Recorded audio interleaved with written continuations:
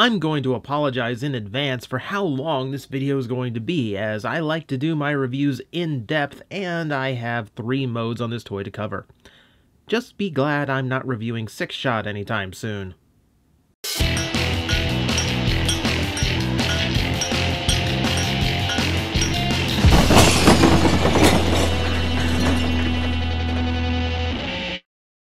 Time once again to look in on Takara and see what they've been doing to the Titans Return toy line, just to see whether or not their upgraded paint jobs are worth spending the extra price to import.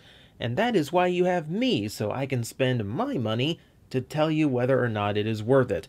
So today, it's going to be this guy, Legends Astrotrain. We've already talked about this mold as Sentinel Prime, so this might be a little bit briefer than that review, hopefully. But we do have a lot of new details and new paint jobs to go over, so let's begin. He is, of course, a very, very nice shuttlecraft with a very alien vibe to it. You don't have the usual cockpits or anything. That multi-window thing looks like something out of Mass Effect, but hey, it works, kinda. 2 left unpainted. A little bit weird, but hey, it does look nice. It does look nice and alien. So yes, he's a very futuristic space shuttle with a very low profile. He's got a lot of aerodynamic features going on here. I would not associate with big hunks of metal that tend to be space shuttles here on Earth. And of course, yeah, you got a lot of tech detail in the back you don't normally get, as well as an extra cockpit in the back that you don't normally get with a space shuttle. But the overall look is there, and it definitely works as a Cybertronian spaceship. We're going to go with Cybertronian Astrotrain, just so I feel better about keeping my Henkei Astrotrain and all of its lovely Earth modes intact. So, cast in a very nice shade of gray with lots of purple paint to accent. This is, of course, based on the cartoon design, rather than the US toy, which is based on the original toy. Be glad it's not based on the original Japanese toy. This toy would be black and white then. It's got a little bit of extra color here. A little bit of yellow and red just to give it a little splash of color. And a lot of paint along the sides for details like, well, some guns on the side, which are cool. Extra firepower. As well as these intakes. I'll be honest, I'm not sure if a shuttle needs air intakes, but I assume... And then of course, he's an alien space shuttle, so he might never see an atmosphere. I don't know. I don't know things about spaceships. What do I look like? An astronomologist? Space guy. This is a nice shuttle, though. It is alien as it looks. It's got little strange things, like one little landing strut. And just before I forget, he does have landing skiffs here in the back, too. Very tiny little ones that just barely keep him off the ground, just to prevent his details on the bottom from getting all scratched up. And again, no landing gear of any kind, which kind of tells me, yes, this absolutely is a Cybertronian Astrotrain, and you will not convince me otherwise. So I'm going to go ahead and flip that up, just so I don't forget about it in transformation. Before we get to that, we will go over some mounting points for weaponry. You have one right here, these 2 angled ones at the rear, and then these at the very back, which you can only mount a gun in if those tail fins are up. I prefer them splayed out because we're going to see them up in the next mode too. And then you've got another which only fits that slot there, which makes it kind of awkward, but hey, it's an option. You can do it. Strangely enough, no Titan Master pegs, which is a little bit confusing, a little bit upsetting. There's nowhere to like just peg in a standard Titan Master, and these tabs aren't wide enough for the one on the back of their legs, so he doesn't have that play value going for him. Ah well. Alright, so with that said, let's get to the train mode, and we'll see how that turned out in purple and gray. Going to dislodge his wings here and get them folded up. I'm going to raise all of this and get it ready in position. It's going to go right there. The arms will go up like so, and I've got to disconnect these just so they don't get in the way of anything as I unclip everything. Rotate it all the way up. That section has to split. It's a very simple transformation. He either flattens out horizontally or flattens out vertically to create his 2 modes. And then uses panels like so in order to get the rest of the detailing done. So we flip that out, flip it out on the other side. So now we have train details. If For more train details, we need to open up front of the leg, flip that around, and there we have some heavy train details going. All right, do the same thing on the other leg, flip around, close off, and now we can connect all this together. What will become the robot forearm should clip right in there to what will become the robot knee. Should be pretty easy to spot what is what. Close up the panels, tighten them all up, and the wings will double hinge all the way down. You'll find those little slots and tabs that connect those in and shore everything up right there, like so. And we're going to leave these straight up like so. And that will give us a very, very long train mode. It's very reminiscent of Energon Omega Supreme's train mode, where it's just super long and super powerful looking and has a big dumb thing up in the middle that a train would never actually have. This is where I still stand by it's a Cybertronian train mode, but nevertheless it is at least a very, very different vehicle than what we just looked at. As I said, exceptionally long. Do I have my tape measure handy? Yes, I do. If I reach for it just for the sake of argument. That is a 15-inch long vehicle mode, which is not bad at all at the Voyager size class. Now, as far as being a train, that's a little bit suspect on this guy. Because, of course, he's very, very alien looking here. Aside from the huge cockpit in the middle and all the wings details on the sides, you also have to admit it's not going to go down the tracks very often. It looks like just one gigantic vehicle rather than something that, is made up of separate carts, which is a little bit strange. You do have little details there that do indicate this is some kind of passenger vehicle. Little doors molded along the sides and everything like that. So at the very least, I guess he's a minicon transport. I would assume, otherwise this guy would be like freaking gigantic. You do have tons of train details in the back sides of those panels, which pretty much is what this toy relies on in order to get his vehicle modes to look right. That was my criticism with Sentinel Prime, and it continues to be an issue for me here, is that it doesn't feel like a very complex transformation or a very satisfying one because it's all just panel alignment. Front of the train looks very heavy. The cowcatcher looks like it could uplift tanks, which is not a bad thing when you're a Decepticon. Windshields painted on yellow and everything, looking quite cool. And it's a double-sided train, so he has the exact same details over here, and either side can be his front. Look, more doors. And they're actually kind of in scale with the windows, so hey, good job there. Other than that, he shares a lot of the details he had in the original mode. You can see the sides of the sides of the space shuttle motor still here, so he has plenty of weaponry on both sides, and of course the wings make up basically what hides the robot mode torso in the center. Now, once again, we have a noticeable lack of Titan Master ports, so he again lacks the playability that this line is kind of known for, which is unfortunate. And also, we are left with the same peg-in spots for his various weapons, though this time at least his little bucket chair gun can actually mount in a position that will allow a Titan Master to ride inside, so you at least have that. And he does have that little neat bit of functionality where the weapons do combine, so the sitting Titan Master can look like he's actually in control of a artillery seat. That is kind of nice, but again, I'm missing all those pegs that let this just be ridiculous and have a bunch of Titan Masters ride. For one of the larger vehicles in the line, it holds the fewest Titan Masters, which is kind of unfortunate. Speaking of, though, he does come with one. We can hinge that forward to unveil this actual seat where a tiny little Titan Master lives.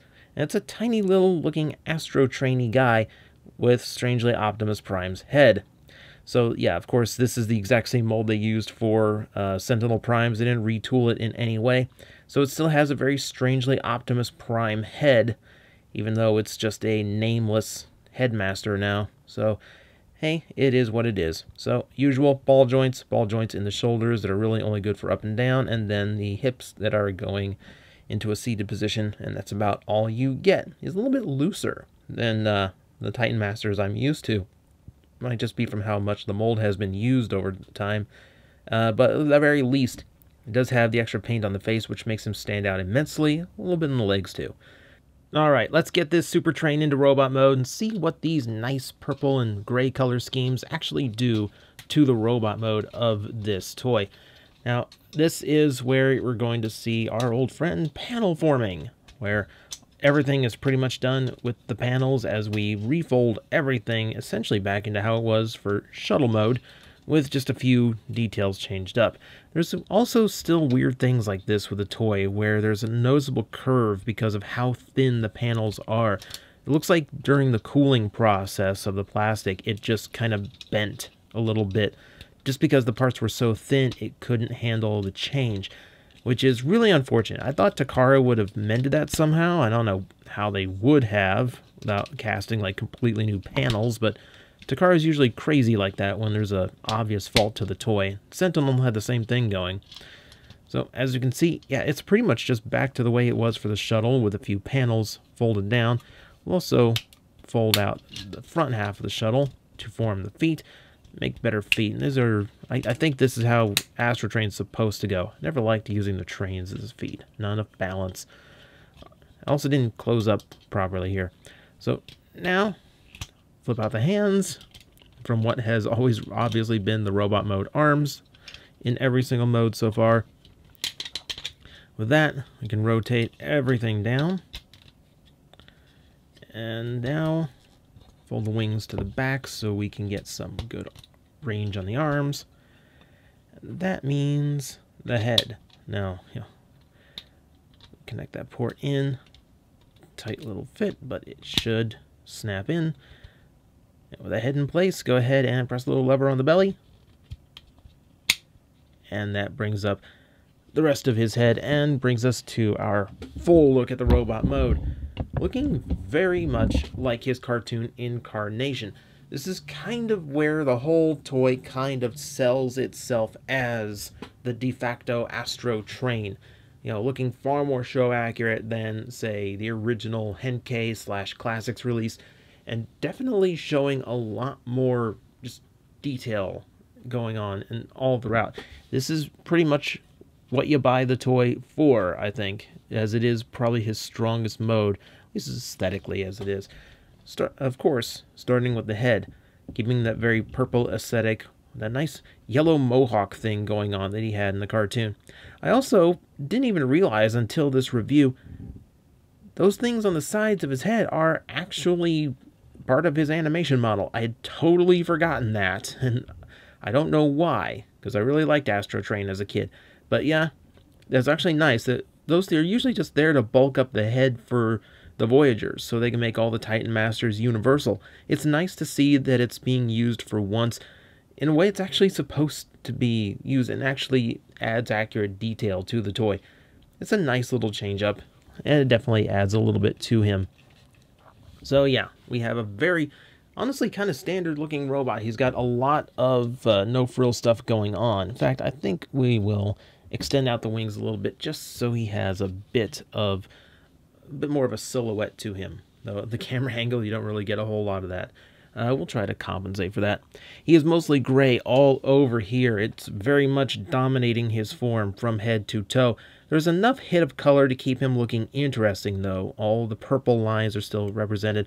A lot of the paint from the vehicle modes are still exposed here, though this was all on the bottom of his shuttle mode, so you didn't really get to see it. The red and purple, for instance, accurate to the animation model, but definitely nothing that we saw before. We did see everything else. It's all pretty much just rearranged now. But luckily, it's all very nicely sculpted, so you get a very good looking Astrotrain with a lot of little tiny inlaid details. Look at how intricate some of that molding is. It's a really cool look. Like overall, like if he's supposed to be gigantic because this guy is supposed to be shuttling around full-size Decepticons, I can kind of see how this works.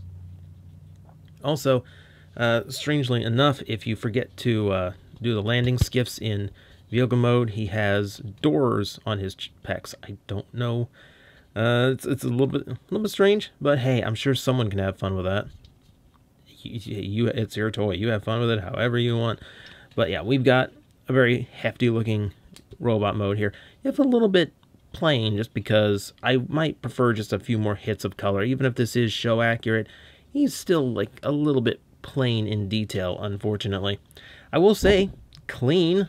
He's barely got any kind of backpack to him, and the wings have always been accurate to how he's depicted, so I can't really hold that against him as far as kibble goes and whatnot. Yeah, he's actually got more bulk on the back of his feet than anything. I still wish there was something that folded down here, just because it always feels like this toy doesn't have enough of a heel spur, because no matter what side you use for the foot, the other side has that arch going up, and he doesn't really have any back heel to speak of, which is always a little bit of a nagging fault for me on this toy. It only hurts for some poses though, so not too bad. I will say, some of his joints are a little bit floppy. Now, I will say this is a second-hand one I got out of Japan, so don't take that as too much of a slam against the toy. I genuinely don't know how it was when it was completely new out of the box. But yeah, what we got is a very, very solid Astrotrain in aesthetic. Very much the cartoon model. So, articulation-wise, let's see what we got. The head does that Voyager Titan Master thing where it rotates enough, but it's not full rotation because that whole head apparatus has to rotate. And you get a little bit more there, but it kind of takes the look away a little bit. So, to each their own on that one. Universal shoulders, swivel and hinge. That works really well. Full bicep rotation and an elbow that goes just beyond 90. Nothing at the waist. But we do have some ratchets, some proper ratchets in the hips for universal motion, nice solid positioning. Mushroom peg at the thigh for swiveling, and the knee, 90 degrees. And then nothing at the foot. It goes back and forth, but nothing that rocks side to side. So let's see if I can actually get this guy to, let's get this guy to balance without breaking his crotch open. We'll get him into some kind of action pose just so we can see how well the articulation and balance works. And yeah, it's not too bad. He actually manages to stay stable. That's really all I ask at the end of the day. We can also mount him up with extra weaponry. So he has his rifle, which is a little bit akin to his original, not quite the same design. And then, yeah, he has that stupid bucket thing that all the early Voyagers had.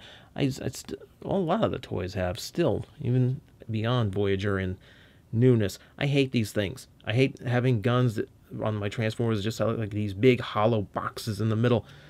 I don't know. It looks like you're missing a pivotal piece of the weaponry. That's all I'm saying. So that, my friends, is Legends Astrotrain. Whether or not he is worth it just for the gray paint and the more cartoon-accurate details, that is entirely up to you. He does have a little bit of creative flair with some extra color in the robot mode, but he still ends up looking very plain because, let's be honest, that's kind of how he looked in the cartoon. So sometimes accuracy is not the best thing aesthetically. I do personally enjoy the toy. I get what I need out of it, which is a really good-looking Astrotrain in robot mode, which is something that the Henkei one is a very nice-looking toy, but is definitely not the G1 cartoon accurate thing I was looking for. So overall, I'm happy with it, but your mileage may vary. This is really up to how much you love the original and how much you can tolerate the lighter shade of gray on the US release.